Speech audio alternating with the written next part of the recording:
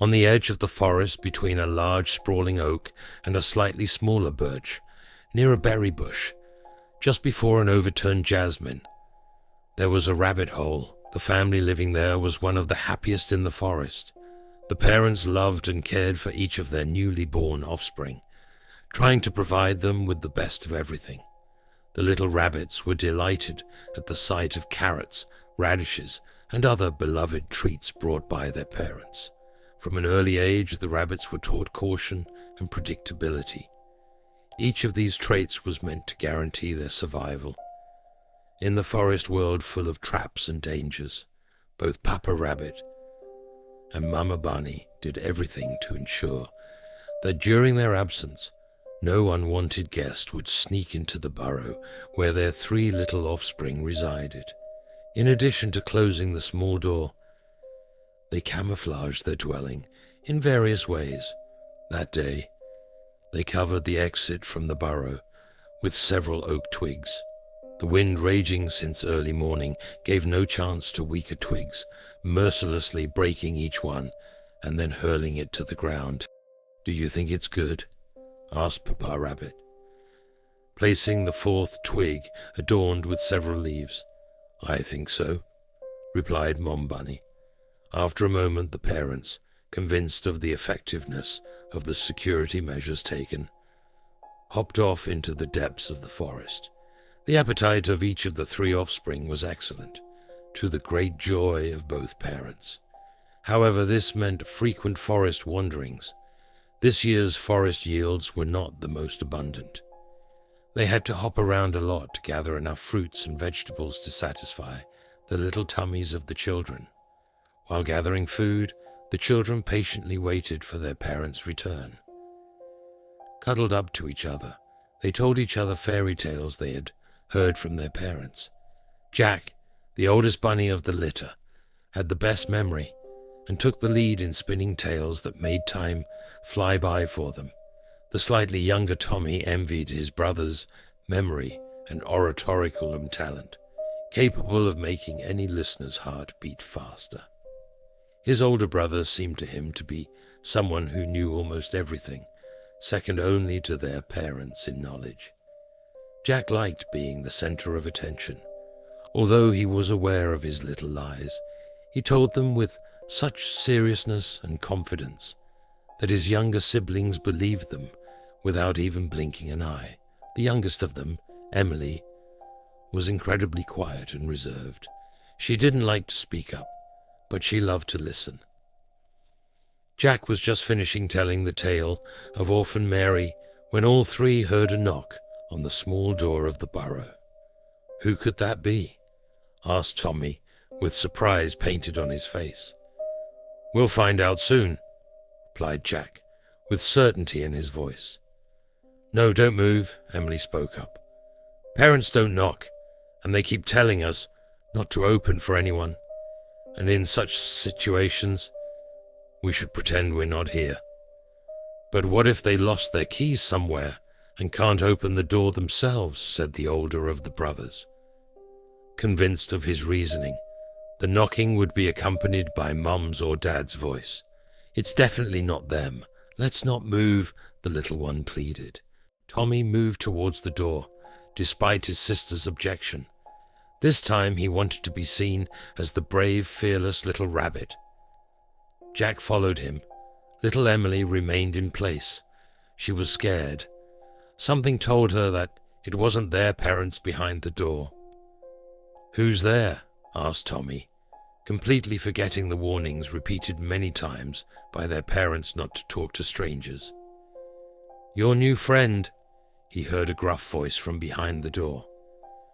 "We don't know you, and we don't talk to strangers," Jack interjected. "My name is Fox. And you?" "My name is Tommy, and next to me is my brother, Jack." "Well, now we're not strangers anymore." The brothers looked at each other. No matter how you look at it and what you say, the voice coming from behind the door was right. They turned their gaze, unaware of the danger, to their sister.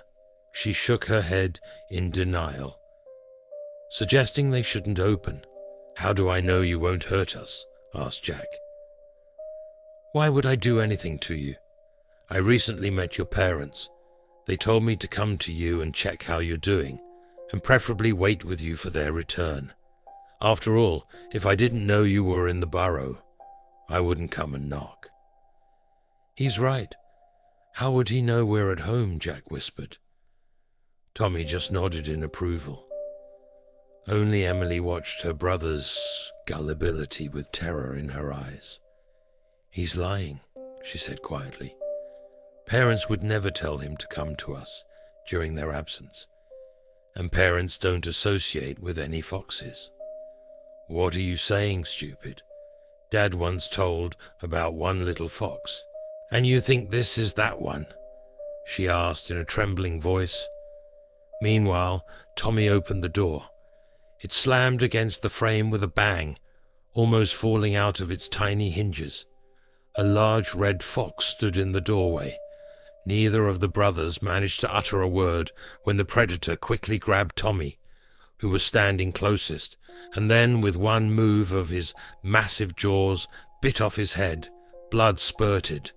All the objects in the small vestibule turned red. Jack fled without thinking. To the burrow adjacent to the vestibule, Emily, on the other hand, hid in a dark corner, there covering herself with a few lying leaves. She observed the further course of events. The fox, disregarding the streams of blood running down his face, greedily devoured her little brother. She could perfectly see the frail body disappearing into the moor. Tears began to flow from Emily's eyes. Her little brother was dead. "I will never cuddle into his fur again," she thought, and enormous grief squeezed her little heart. The fox, after satisfying his hunger, threw the mutilated remains of the corpse on the floor. Then he began to slowly walk around the burrow. He looked into every crack. He turned over every object. The gusty gusts of wind continuously slammed the small door wide open, the noise piercing what was, until recently, a safe shelter was unbearable. The fox stood in front of the leaves lying in the corner. He directed his gaze straight into the small crack between them. "Come out, you little shit," he shouted. "You know you're going to die in a moment anyway." Emily froze, holding her breath. She could only hear the rapid beating of her heart. She saw the fox's eyes clearly. She noticed the madness emanating from them, the desire to murder, satisfaction from an easy hunt. A few drops of blood, still pumped by Tommy's heart a few minutes ago, dripped from his bloody fangs. One of them, flowing down the smooth surface of the leaf, reached her little body covered with white fur. Lightning struck somewhere nearby. Its force was so great that sand began to pour from the ceiling. The fox kicked a few leaves lying under his paws and walked away towards the adjacent room. Emily had tremendous luck that day. One of the leaves, changing position, exposed her hind paw. However, the fox didn't notice this. When she lost sight of the murderer, she crawled out. Slowly and carefully, in an unchanged position, she began to move towards the exit. The hunter had no trouble finding and catching Jack. The poor thing had hidden under one of the 3 small beds. His 2 hind paws were making desperate movements in the air. His fearful gaze, meanwhile, wandered around the interior of the place that until now had seemed to him the safest place in the world. Emily knew that if she didn't do anything, her brother would die. She grabbed a sharp knife lying right under her feet. She had never seen it before. It must have fallen out of one of the cabinets, overturned by the fox. "Spare my life, kill her." She froze, hearing these words. For a moment she couldn't believe that her fearless Jack, whom she trusted so much, had just betrayed her. The fox released the rabbit he was holding from his large, strong, hairy paw and turned towards Emily. His eyes flashed. Ho-ho, who would have thought? How pretty, how young. I'll keep you for a tasty sweet dessert, he rasped, turning his back after a moment. Terrified, paralyzed with fear, Jack was unable to make even the slightest movement. That's why in a moment he was caught again by the oppressor's strong paw.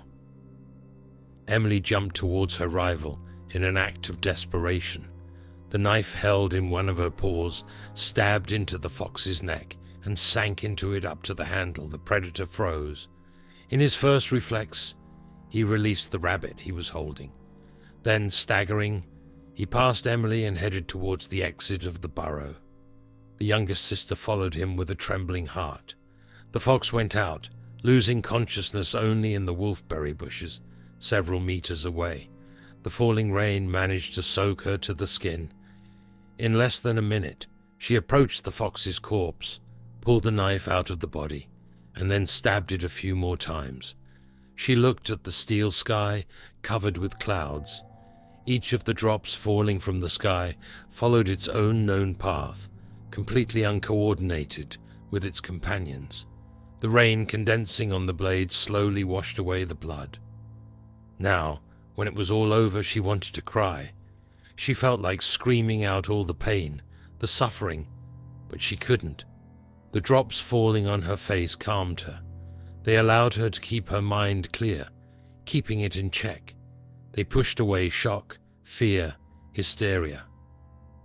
She felt the pain begin to leave her frail heart. The place left behind was immediately replaced by courage, valor. The tree branches tossed by successive gusts of wind seemed to hum a melody in her honor. Returning home, she was already someone else. That Emily died along with her brother and the betrayal of the other one. When she returned to the burrow, she found her parents shaken. The crying mum was hugging her miraculously surviving son. Meanwhile, Papa Rabbit, with horror painted on his face, was looking at the mangled corpse of his son. "It's her. She's to blame for everything. I told her not to open." Jack started shouting. Then she regretted saving his life. He didn't deserve to live. Jack was a coward. You're lying, she whispered. Sarah woke up, reflexively looking at the clock. The electronic digits displayed exactly 3 o'clock. Again that cursed hour, she thought. But a moment later she reflected. He'll come soon. It'll start soon. This time the bastard won't get out of here alive. She looked with concern at the bed of her colleague, 2 years older than her. A month after turning 6, the nightmare began. The newly hired employee would come to one of their beds on every night shift. This had been going on for over a year now. She remembered the ear-splitting moan of pain from her colleague sleeping next to her, just as she perfectly remembered the moan of pleasure coming from the oppressor's mouth. Ashley was dead. She took her own life 2 months after this beast's visit. Nobody believed them. Child, and why would Mr. Johnson come to your room at night? Don't make things up. When she heard similar words for the 4th time, she fell silent. Today, however, this will end, she told herself.